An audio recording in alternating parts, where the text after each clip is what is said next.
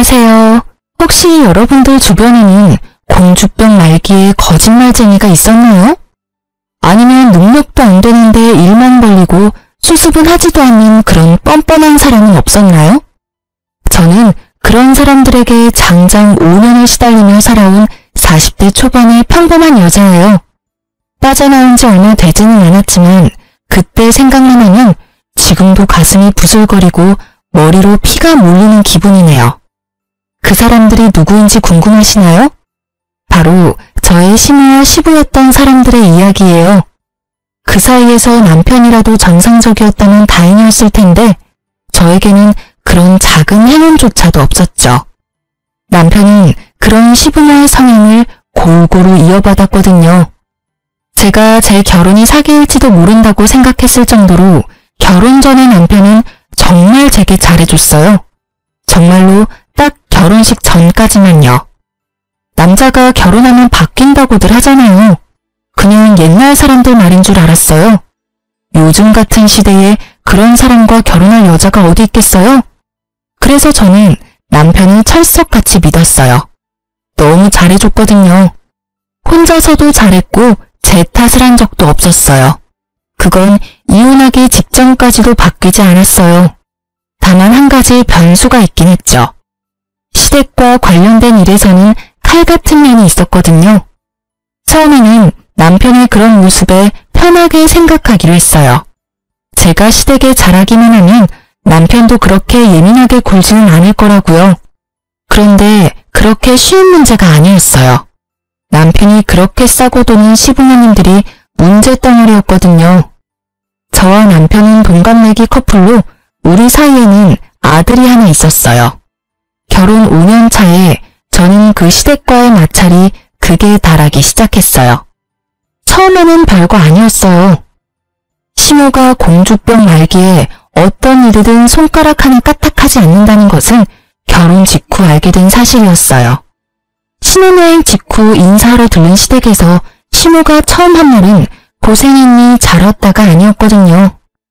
그래, 이제 너도 우리 집 식구가 됐으니 한 사람 몫을 하는 게 맞다고 생각한단다.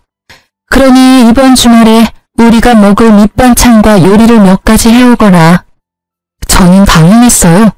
시댁에 잘하기로 마음먹긴 했지만 이렇게 바로 이런 일을 시킬 줄 몰랐거든요. 그래도 제가 할 수 있는 말이 뭐가 있겠어요? 네, 어머님. 혹시 못 드시는 거 있으면 미리 말씀해 주세요.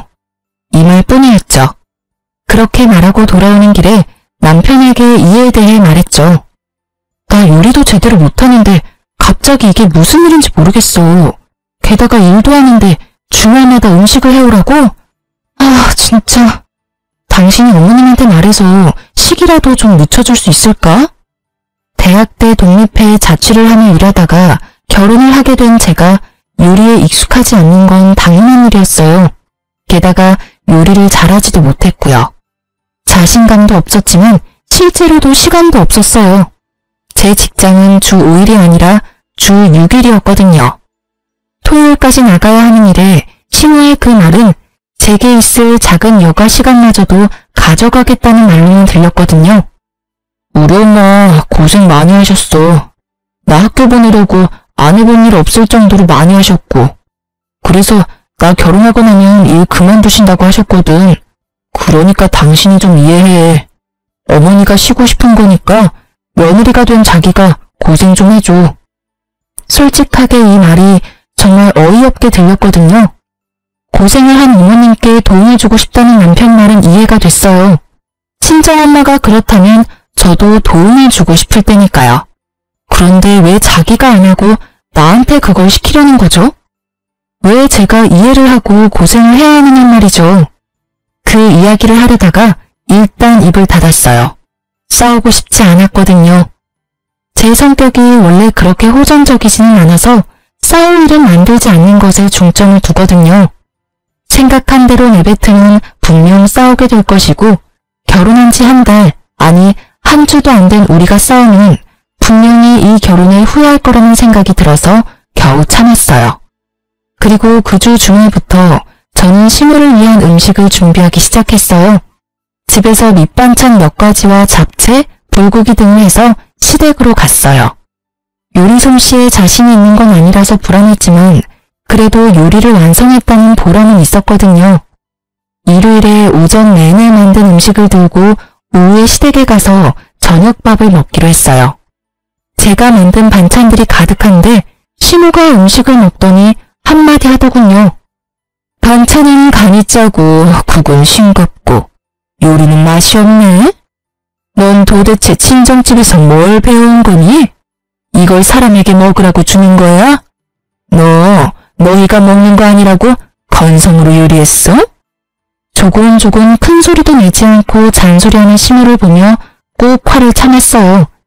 친정 이야기를 꺼내는 것 자체도 열받았지만 흥분하지 않고 이야기를 꺼냈죠.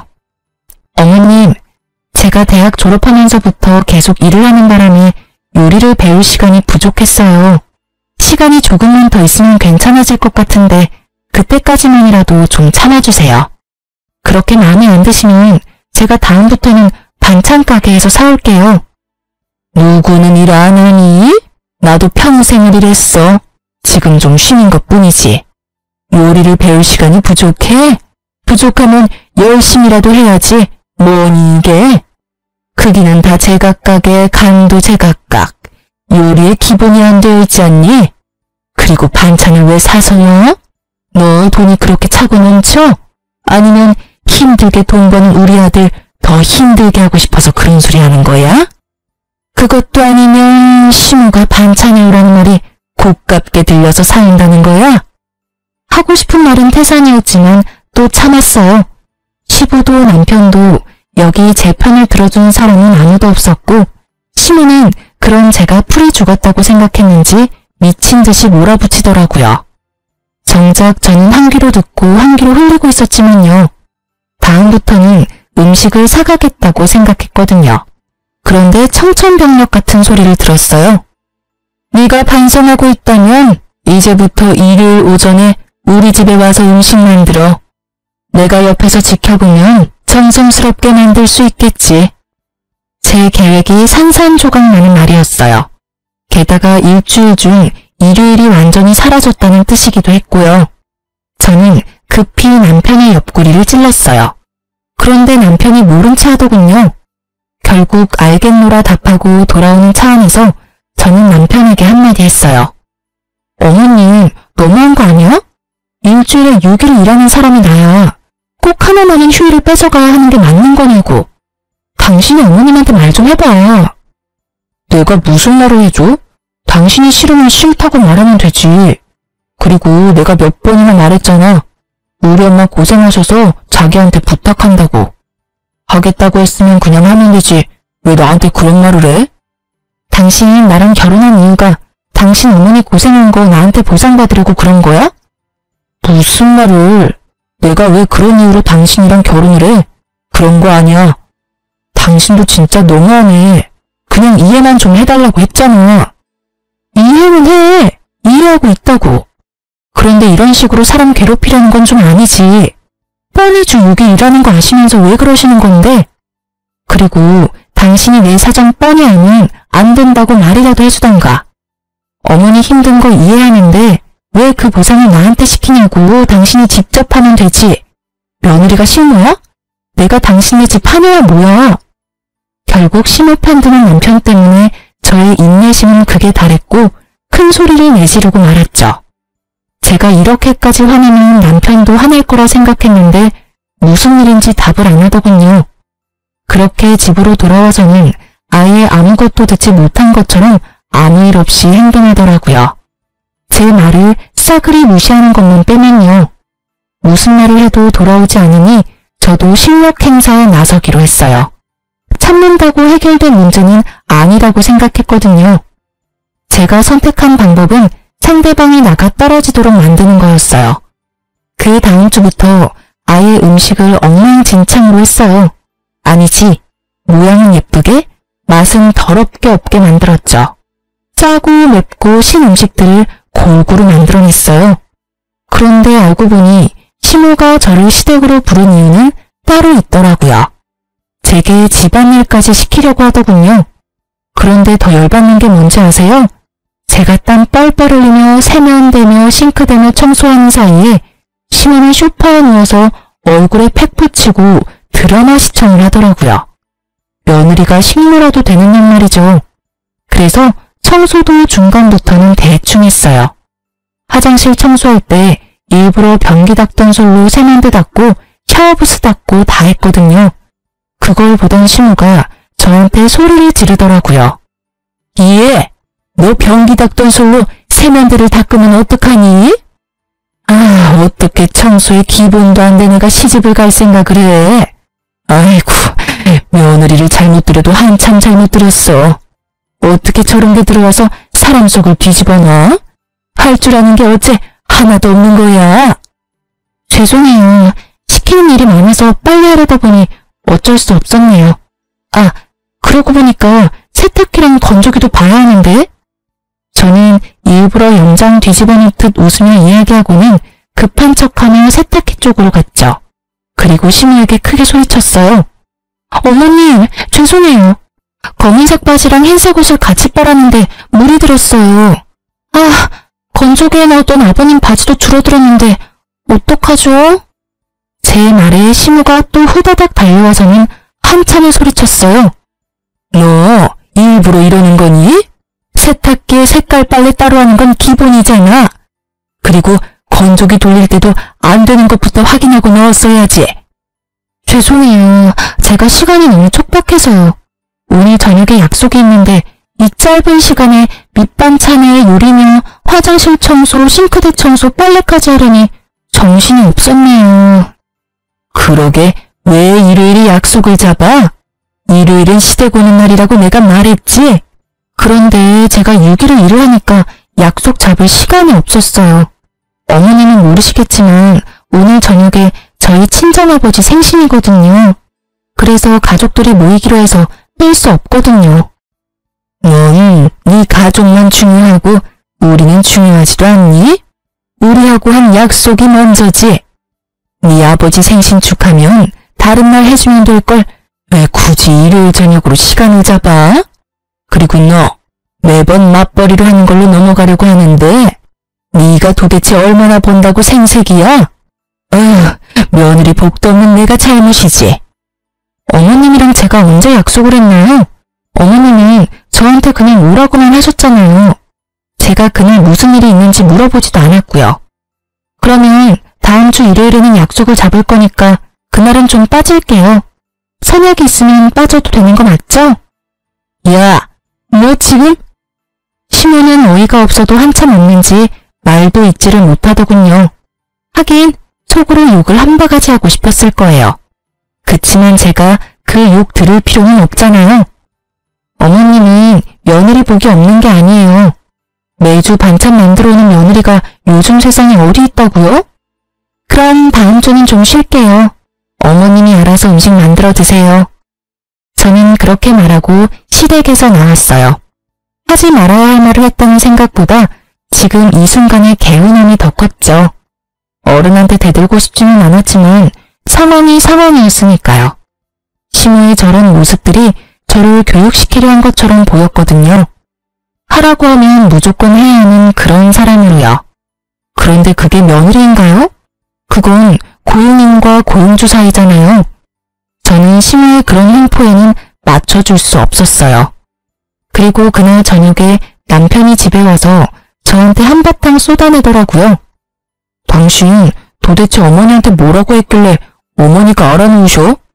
오늘 아침에 무슨 일이 있었던 거야? 어머니는 당신이 어머니한테 도를 넘은 말을 했다는데 사실이야? 도를 넘은 말? 당신은 내가 아무렇지도 않은 일에 도 넘은 말 내뱉는 사람이라고 생각해? 제 말에 남편이 당황하더군요. 내가 아무것도 아닌 일에 도가 넘는 말에 대는 그런 여자로 보이냐고. 남편은 제가 절대 그런 사람이 아니라는 걸 알 거예요. 남편이 흥분하면 그걸 가라앉히는 게 항상 제 역할이었으니까요. 게다가 도가 지나친 말을 하지 않았고 남편에게는 싸울 거리도 주지 않았기에 저희는 연애 기간에도 남들 다 아는 사랑 싸움 한 번 한 적 없었어요. 그걸 알고 있는 남편은 제 말에 당황한 거예요. 그건 아니지. 그런데 어머니가 그런 말을 하시잖아. 어머니가 나한테 거짓말을 할 필요가 어디에 있어? 어머님이 뭐라고 하셨는데? 내가 아무 이유도 없이 어머님한테 나쁜 소리 했다 그러셔? 오해가 있겠지. 아니면 당신이 일을 하기 싫어서 그런 말을 했다거나 그런 일도 있으니까. 당신 오늘 무슨 날인지 알아? 결국 제 입에서 남자들이 무서워하는 문장이 튀어나왔죠. 남편이 곰곰이 생각하더니 잘 모르겠다는 어색한 표정을 짓더군요. 오늘이 무슨 날이건 그게 무슨 상관이야. 지금 우리가 대화하는 건 당신이 우리 어머니한테 막말을 해서 그런 거고, 솔직히 당신이 오늘 기념일 때문에 화가 났었어도 어머니한테 화내면 안 되지. 솔직히 당신 요즘 우리 어머니한테 너무하잖아. 너무해? 지금 내가 당신 어머니한테 너무하다는 말 한 거야? 진짜로 너무한 게 누군데? 당신 오늘 우리 아버지 생일인 거 정말 까맣게 잊어버린 거야? 네 어머니 마음 아파 알아놓은 것만 눈에 들어오고 네 장인어른 생신은 아예 머릿속에서 삭제했어? 너한테 내가 고작 그 정도밖에 안 되는 거야? 오늘 어머님이 나한테 뭘 했는 줄 알기는 하고 나한테 따지는 거야? 음식에 청소까지 시키길래 오후에 아버지 생신이라고 빨리 가겠다고 했더니 어머님이 뭐라고 했는 줄 알기는 하냐고. 시댁 일이 선약인데 왜 약속 잡았냐고 따지더라. 그게 내 오해야? 어? 정말 분노의 샤우팅이었죠. 그렇게 제가 소리 지르자 남편이 조용해졌어요. 자기 생각에도 그건 아니라는 생각이 들었겠죠. 알고 나니까 좋아? 왜? 또 나한테 따져봐. 큰 소리 치면서 말해보라고. 어이가 없어서. 앞으로 나 절대로 시댁 안 갈 거니까 알아서 해.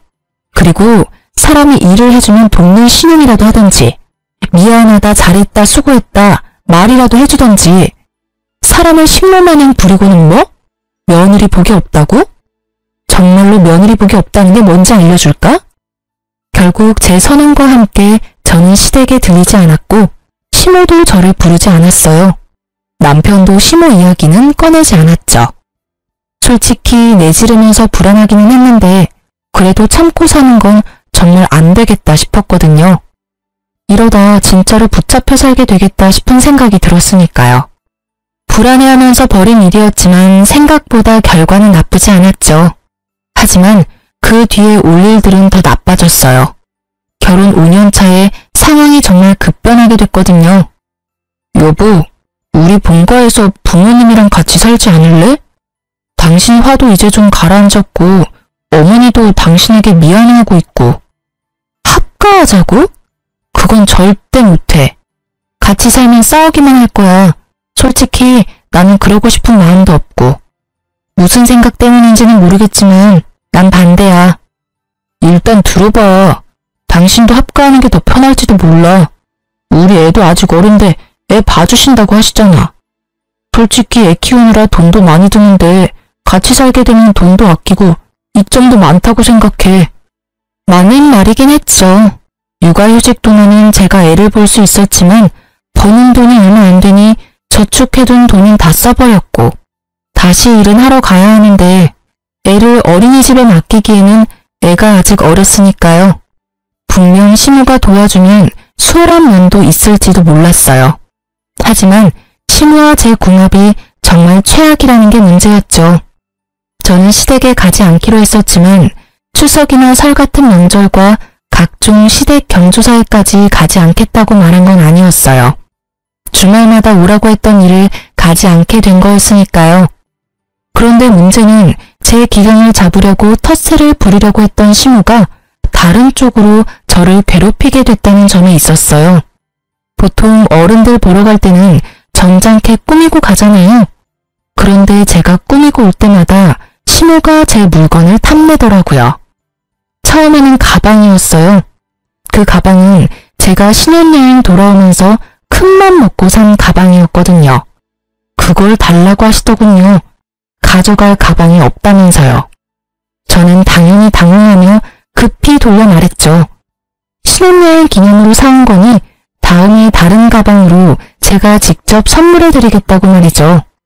솔직히 돈이 아까운 것보다는 추억이 있는 가방을 시모에게 주고 싶지 않은 마음이 더 컸거든요.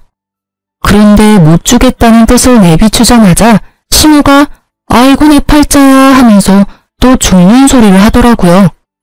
결국 그걸 듣고 있던 남편이 제게 자기가 가방 다른 거 사줄 테니 그걸 시모에게 주라고 하더군요.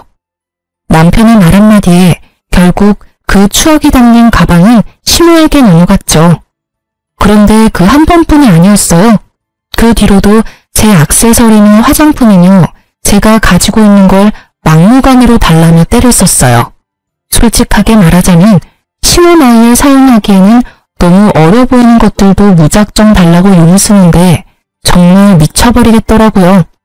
그런 일들이 계속 일어나서 시댁에 갈 때는 허름한 옷에 오래된 것들만 착용하고 다녔거든요. 만약 합가를 한다면 어떻게 될까요? 제 물건이 온전히 제 것이 되기는 할까요?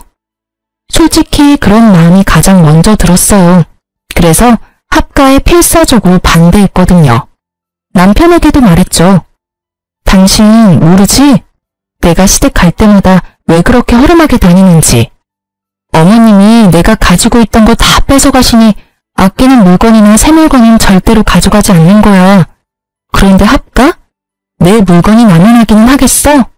그렇다고 그런 일들을 당신이 막아주지도 않을 거잖아. 매번 어머님이 죽는 소리 하면 나중에 새 걸로 사줄 테니까 어머님 주라고 해놓고는 한 번도 사준 적 없으면서. 제 말에 다 맞는 말인지라 남편도 아무 말 않더군요. 그런 남편에게 합가는 절대 안 된다고 못 받고 그 일은 끝난 듯 보였어요. 그런데 끝이 아니었더라고요. 한 달 뒤에 남편이 와서 다시 합가 이야기를 꺼내더군요. 이미 다 끝난 이야기야. 왜 자꾸 합가 이야기 꺼내는데? 우리 어머니 지금 암 걸렸어.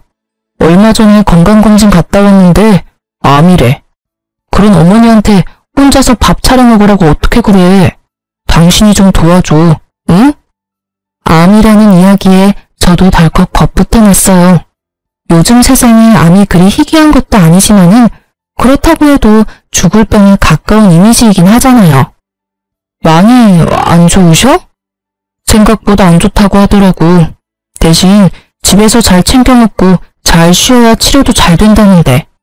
아무래도 혼자서는 힘드시잖아. 아버지도 사업하시느라 여기저기 바쁘시고. 당신이 좀 도와주면 안 될까? 저는 고민했지만 고민해서 될 일이 아니라고 생각했어요. 시모가 밉지만 죽을지도 모른다는 이야기를 들으니 애처로운 마음이 생기더라고요. 알았어. 그럼 우리 집 내놓고 팔리면 들어가자. 그 전까지는 주말에 가서 어머님 도와드릴게. 저는 합가를 받아들이기로 했어요. 남편은 고맙다며 그 다음날 바로 집을 부동산에 내놨죠. 결국 신혼초대로 돌아가고 말았지만 좋게 생각하기로 했어요. 그리고 그 뒤로 주말마다 시모 수발들러 시댁에 갔어요. 3주째 되는 날 시모는 시부와 남편과 함께 서울에 있는 큰 병원에 항암 치료를 하러 가게 됐어요. 3박 4일 일정이라기에 별 의심 없이 보내놓고 저는 시댁 청소에 돌입했어요. 암 환자에게 더러운 집에서 지내게 할 수는 없으니까요. 그런데 시부 책상을 청소하다가 시부가 지은 빚의 존재를 알게 되어버렸죠. 사업을 하신다고 하셨는데 몇 번이나 사업 종목이 바뀌었거든요. 솔직히 저는 시부가 사업을 하는 게 아니라 일을 안 하는 백수인데 며느리 복이 그래서 사업한다고 속인다고 생각했거든요. 그런데 그 생각이 훨씬 나을 뻔했더라고요. 시부가 가지고 있는 빚이 정말 어마어마하더군요.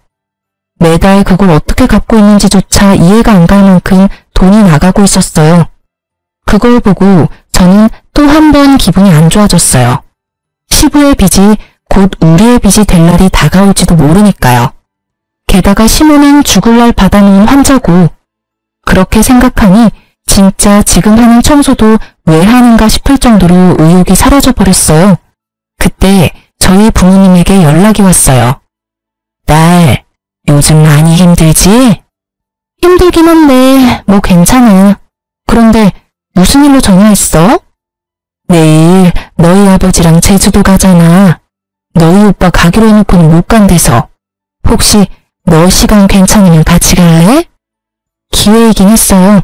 시부모와 남편은 4일 동안 집에 오지 않을 것이고 저와 아이 둘이서 친정 부모님과 1박 2일 정도만 있다 가더라도 기분 전환에는 충분할 것 같더라고요. 저는 집으로 가서 부랴부랴 준비했어요. 사실 원래는 제가 가기로 한 거였어요. 시모가 아프지만 않았다는 말이죠. 그런데 날짜 딱 맞춰서 시모가 병원에 가줬으니 저에게는 다행인 상황이잖아요. 평일에다가 성수기가 아니었던지라 티켓은 다행스럽게도 남아있었고 저는 아이와 둘이서 친정 부모님 모시고 제주도로 떠났어요. 두 분 결혼 기념일이었는데 제가 고생하는 거 알고 계셨는지 저한테 신경을 많이 써주더라고요. 그런 부모님한테 고맙기도 하고 죄송하기도 하고 그렇게 두 분 따라다니며 사진사를 자처하고 있었는데 폰 카메라 너머로 제 두 눈을 의심할 광경이 펼쳐지고 있었어요. 외손주와 함께 있는 부모님 너머로 사진을 열심히 찍고 있는 시모와 시부 그리고 남편의 모습이 제 카메라에 찍힌 거죠. 저는 동영상으로 그 광경을 계속 찍었어요. 제가 잘못 본 게 아닌가 싶었는데 아니었어요. 정확하게 시모 시부 남편이었어요. 그제야 제가 당했다는 생각이 들더군요. 시모가 암에 걸렸다는 것 자체가 거짓말인 거더라고요. 합가를 위한 거짓말. 게다가 이번에는 남편도 그 계획에 한몫했다는 거에 제가 더 배신감을 느낀 건 어쩔 수 없는 당연한 일이었어요. 합가를 절대 하지 않겠다고 했으니 남편이 술을 쓴 거예요. 시모가 암에 걸렸다고 하면 거절하지 못할 거라는 걸 알고 한 거짓말. 저는 온몸의 피가 거꾸로 솟는다는 게 어떤 것인지 남편과 시댁 덕분에 알게 됐어요. 당장 가서 따질 수도 있었지만 그러지 않았어요. 대신 내일로 끊어놨던 표를 모레로 바꿨죠. 일정을 더 길게 잡고 저는 잠수를 탔어요. 남편에게 연락을 하지 않았죠. 그리고 시부모와 남편이 제게 거짓말하고 떠난 지 4일째 되던 날 오후부터 남편에게서 전화가 미친 듯이 오더군요. 문자도 계속 들어왔어요. 화를 내는 문자였어요. 어디냐, 집을 이 꼴로 해놓고 어딜 간 거냐, 엄마 아픈데 너 도대체 뭐 하는 거냐 등등. 되지도 않은 거짓말을 들먹이며 저를 찾는 남편 새끼 연락은 모조리 다 씹어버렸어요. 대신 평소에 하지 않는 SNS를 열심히 했어요. 사진도 올리고 동영상도 올리고. 그러자 남편님은 더 화를 내며 연락을 해오더라고요. 남편 새끼 화를 어느 정도 돋군 후에 저는 남편님에게 문자로 동영상과 사진을 보내줬어요. 시부모와 남편이 제주도에서 열심히 놀고 있는 모습이 찍힌 걸로요. 제가 그걸 보내고 나자 남편의 연락은 결이 바뀌었어요. 오해가 있다. 당신이 생각하는 그런 거 아니다. 그러니 얼굴 보고 이야기하자. 남편님이 급한지 계속 그렇게 연락을 해오더라고요. 저는 여전히 답을 하지 않았고 친정 부모님과 느긋하게 돌아왔어요. 돌아온 날은 화요일 낮이었고 당연히 남편은 일하러 가고 없었죠. 저는 천천히 그리고 꼼꼼하게 제 물건부터 챙겼어요. 그리고 우리 아들 것도 챙겼죠. 그렇게 짐 다 챙겨서 저는 친정으로 돌아왔어요. 친정에는 엄마가 제 방을 만들어뒀어요. 제주도에서 이야기를 다 했거든요. 엄마가 무척 화내며 무조건 제게 돌아오라고 했었어요. 그렇게 집으로 돌아가고 그날 저녁 남편에게서 미친 듯이 연락이 오더군요. 당연한 일이었죠. 마누라랑 애 짐은 쏙 빠져나갔으니 얼마나 놀랐겠어요. 그러니 미친 듯이 연락이 온 거죠. 저는 태연한 목소리로 전화를 받았어요. 20통의 전화를 무시하고 받은 전화였어요. 여보, 도대체 연락이 왜 이렇게 안 된 거야? 그리고 집에 있던 짐은 다 어디 갔어? 어디 가긴? 다 뺐어. 나 당신이랑 살고 싶지 않으니까 사진 봤으면 이유는 따로 설명 안 해도 되지? 여보, 잠깐만. 나도 할 이야기 있어. 그러니까 일단 와서 얼굴 보고 이야기해. 내가 다 설명해줄게. 알았어. 그러면 시댁에서 볼래? 어차피 두 분도 아셔야 할 일이고 두 분도 무관한 일도 아니니까. 저는 곧바로 시댁으로 향했어요. 시댁에 가니 시모와 시부, 남편이 앉아있더군요. 여보, 어서 와. 내가 다 설명할게. 설명이 왜 필요해? 난 내가 본 것만 믿어. 당신이랑 어머님, 아버님이 항암치료 간다더니 병원이 아닌 제주도에서 찍힌 거. 이제 곧 죽을 사람이라면서 제주도에서 열심히 놀고 계셨지. 그리고 당신은 열심히 사진 찍고 있었고. 여보, 미안. 남편이 말을 채 끝내기도 전에 시모가 제게 표독스런 얼굴로 말하더군요. 네가 왜 미안하다고 하니? 전부 다 저 애가 잘못한 거잖아.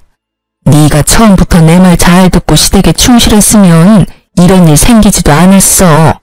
네가 뭔데 우리 귀한 아들을 추궁하는 거야? 네가 뭐가 잘났는데, 응? 언제 제가 잘났다고 했어요? 어머님 아들이 못난 거겠죠. 마누라 시댁 시임으로 드리려고 열심히 거짓말해서 합가까지 하도록 만드는 남편이 어딨어요? 암에 걸려? 거짓말도 정도껏 해야 넘어가든지 말든지 할 거 아니야. 그렇게 부모님이랑 같이 살고 싶으면 당신 혼자서 같이 살아. 나랑 내 아들까지 그 거짓말에 끌어들이지 말고. 그 나물에 그 밥이라더니 세상에. 거짓말하는 것도 어쩜 그렇게 모자가 똑같을까? 너 지금 말 다 했어? 이 싸가지 없는 년이 어른한테 못하는 말이 없네? 어른이 어른 같아야 말이죠. 어디 가서 말하고 싶으면 실컷 하세요. 저라고 말 못할 것 같아요? 어머님이 저를 식물처럼 부리고 싶어 안달이 나서 암 걸렸다는 거짓말로 쇼를 하는 바람에 내가 이혼했다. 이렇게 말해줄 테니까. 너 어른한테 그게 무슨 말버릇이야? 이런 말다툼은 그만하시죠. 저도 여기 온 이유 따로 있어요. 여기 온 이유? 당신 나랑 대화하려고 온 거 아니었어? 내가 당신이랑 대화를 왜 해? 당신 입에서 나올 거짓말들을 어떻게 믿어? 당해보니까 그런 생각이 들더라고. 어머니가 암에 걸렸다는 거짓말까지 할 정도면 어떤 거짓말인들 못하겠냐고. 앞으로도 당신 말 들을 생각은 없고 내가 여기 온 건 내가 어머님한테 뺏긴 거 돌려받으러 온 거야. 저는 그렇게 말하면서 시모 드레스룸으로 성큼성큼 걸어갔어요. 뒤에서 시모가 와서 말렸지만 시모를 뿌리치고 제가 찾던 것을 다 골라 가져왔어요. 지금 제가 가져온 거 어머님한테 뺏긴 제 물건이에요. 남편이 나중에 똑같은 거 사주겠다고 하고 사준 적 없는 것들이고요. 그러니까 제가 다시 가져가는 게 계산에 맞는 거죠? 안 된다. 그건 네가 나한테 준 거야. 줬다 뺏는 게 어딨어? 줬으면 그만이지. 그거 다 내 거라고. 건들지 마. 이 망할년 같으니라고. 어머님 거 아니고 제 거거든요. 저는 준 게 아니라 어머님한테 강제로 뺏긴 거예요. 그리고 그거 산 돈이 다 제 월급에서 나온 돈이거든요. 못해도 1,000만 원 되는 금액을 썼는데 그럼 현금으로 주실 거예요? 그리고 망할년? 누가 망할년인데요? 제가 아니라 어머님이겠죠. 며느리를 식물처럼 부리고 결국에는 거짓말까지 줄줄이 해대는 사람이 망할년이 더 어울리지 않나요? 그리고 당신이 말해봐. 똑같은 거 사준다고 해놓고 입 싹 닫았잖아. 이거 놔두고 가면 당신이 현금 나한테 줄 거야? 남편이 아무 말 못하더군요. 저는 한숨 쉬며 시모에게 말했어요. 봤죠? 남편이 현금으로 안 주는 거면 제가 직접 가져가는 수밖에 없네요. 그리고 예전부터 말씀드리고 싶었는데 나이값 좀 하세요. 이런 거 가지고 다닌다고 어머님 나이가 30대로 돌아갈 줄 아시나 본데 그거 완전한 착각이거든요. 아, 그리고 이 가방은 어머님 쓰시던지 버리던지 마음대로 하세요. 제가 시모에게 던진 것은 제일 처음에 시모에게 빼앗긴 가방이었어요. 신혼여행 기념으로 샀던 가방이요. 처음에는 그걸 제일 먼저 돌려받고 싶었는데 이제 필요 없게 됐거든요.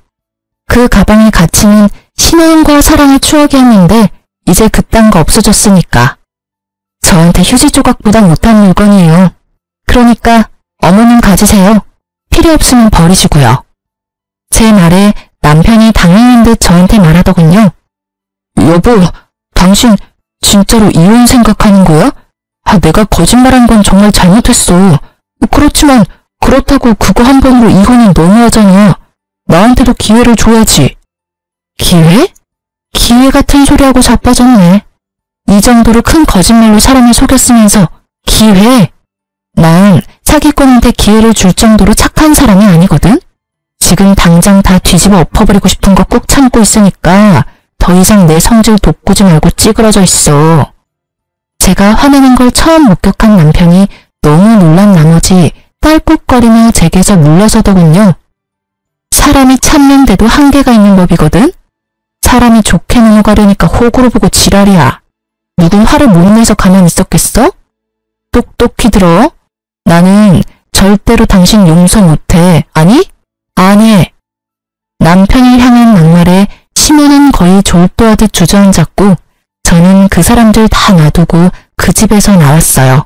속이 어찌나 시원하던지. 그러고 이혼 소송이 진행됐어요. 애가 있어서 그런지 생각보다 오래 걸리더군요. 제게 호되게 욕을 얻어먹은 남편놈은 그때 제 모습에 놀란 건지 이혼을 최대한 빨리 하려 노력하더군요. 그렇게 한 달쯤 지난 어느 날 남편에게 연락이 왔어요. 제발 한 번만 만나달라고요. 갑자기 저 자세로 나온 이유가 궁금해서 만나러 갔는데 뜻밖의 말을 하더군요. 이혼 다시 생각해보면 안 될까? 나는 여전히 당신 사랑하고 이혼은 정말 안 될 것 같아. 저는 이 사람이 뭐 잘못 먹었나 싶었어요. 왜 갑자기 이런 소리를 하나 싶어서 떠봤죠. 무슨 일이길래 또 양념을 쳐? 나 당신이랑 절대로 같이 안 살아. 내 인생에 당신은 해로운 인간으로 확정됐으니까. 여보, 제발 다시 한 번만 생각해봐. 나는 당신이 하라는 대로 다 할 수 있어. 그리고 당신이 원하는 대로 해도 돼. 절대로 합가 이야기 꺼내지도 않고 어머니도 내가 잘 막을게. 제 부모 이야기라면 껌뻑 죽던 인간이 저런 말을 하니 흘려들을 수 없겠더라고요. 사실대로 말해봐. 무슨 일 있지? 나한테 그만큼 욕 얻어먹었으면서도 재결합하자는 이야기를 하는 걸 보니 뭐가 터져도 크게 터졌나 본데? 아버지, 우리 아버지 암 걸리셨어. 폐암. 암? 또? 이번에는 아버지 암이야? 정말 레파토리 지긋지긋하네. 이젠 암 말고 다른 병명 꺼내야 하지 않아? 그거 이미 약발 떨어진 지 오래거든? 아니야, 이번엔 진짜야.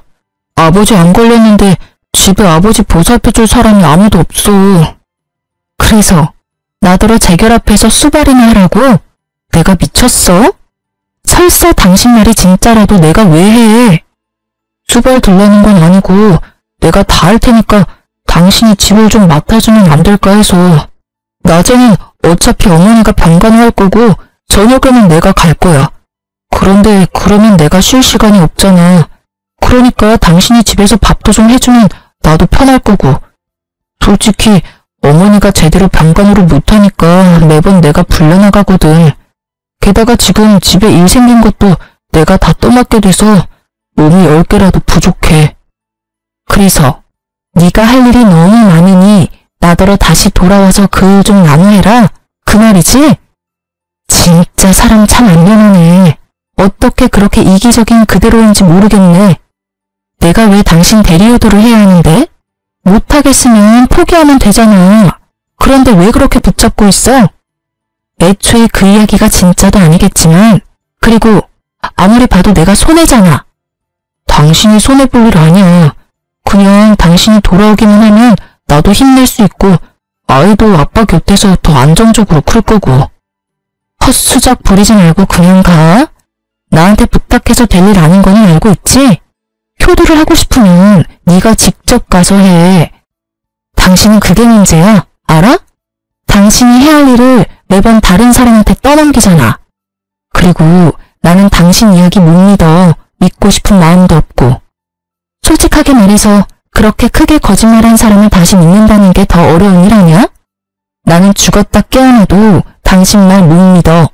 그리고 당신 말 따를 이유도 없고.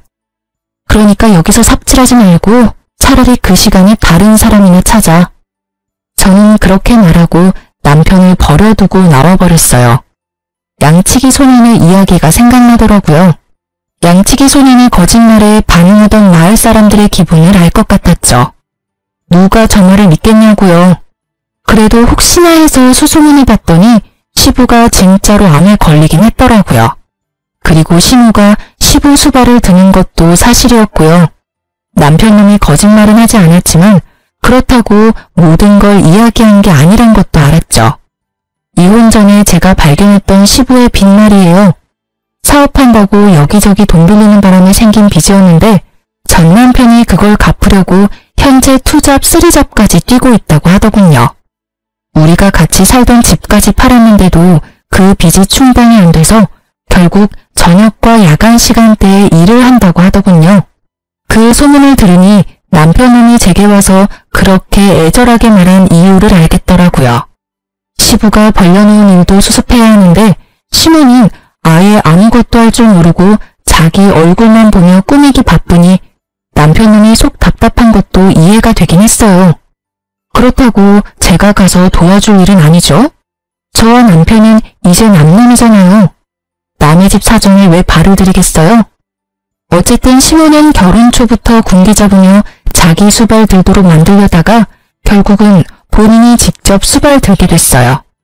며느리 합가시키려고 암 환자 흉내내더니 결국은 진짜 암 환자 수발을 들게 됐으니 이 정도면 정말 자기가 뿌린 씨앗이죠. 그게 아니라면 천벌일지도 모르겠네요. 저는 아들과 그 집에 나와서 아무쪼록 잘 살고 있어요. 솔직함을 더하자면 물론 순탄하지만은 않았지만 만약 제가 이혼을 하지 않았다면 저 수발과 사업빚이 모두 저에게도 돌아왔을 거라는 생각에 오싹하긴 하더군요. 지금의 시댁 상황을 생각하면 순탄하지 않았던 그날들도 감사해야 할 날들이라는 생각이 들어요. 게다가 지금은 그런 힘든 일들도 다 지나가고 어느 정도 자리를 잡은 상황이거든요. 친정과 친구들이 제일 많이 도와줬어요. 혼자 애를 키우는 것도 쉬운 일은 아니었지만 그래도 주변 사람들의 도움으로 잘 컸다고 생각해요. 만약 홀로 되는 것이 두려워 이혼을 선택하지 않았다면 발바닥에 땀나도록 고생하고 있던 건 제가 되었을지도 모르죠. 만약 남편에 대한 사랑과 신뢰가 있었거나 시부모에게 많은 관심과 배려를 받았다면 그 고생마저도 기꺼이 했을지도 몰라요. 그렇지만 제가 그 집안에서 떨어져 나가도록 만든 건 명백하게 시부모의 남편이었잖아요. 제게는 그 사람들 위해 저를 희생할 이유가 단 하나도 없었어요. 아픈 시부를 놔두고 이혼했다는 말을 사람들에게 들을 때마다 저는 그렇게 이야기해줬어요. 지금도 저는 제가 잘못했다거나 심했다고 생각하지는 않아요. 신뢰와 애정을 먼저 저버린 건 그 사람들이잖아요. 제가 그 사람들을 위해 뭔가를 해줄 필요 따위 없다고 생각해요. 저는 거짓말이 모두 나쁘다고 생각하는 건 아니에요. 걱정하는 마음으로 진실을 말하지 못할 때도 있고 거짓이 상대방을 더 이롭게 할 수도 있다는 것도 알고 있어요. 다만 자신의 이익만을 위해서 상대방에게 거짓말을 하는 행위는 절대로 용서받을 수 없다고 생각해요. 아마 저의 이런 마음은 절대로 변하지 않을 거라고 생각해요. 그만큼 제가 당한 일은 제게 큰 충격을 줬으니까요. 제가 글을 쓰게 된 건 이렇게 골 때리는 이혼 사유도 있다는 걸 들려드리고 싶어서였어요. 만약 누군가가 자신의 이익만을 위해 거짓말을 한다면 부디 그걸 용서하지 마세요. 용서해줬다가는 호구될 수도 있으니까요. 그럼 지금까지 긴 제 사연 들어주셔서 감사합니다. 행복한 하루 보내세요.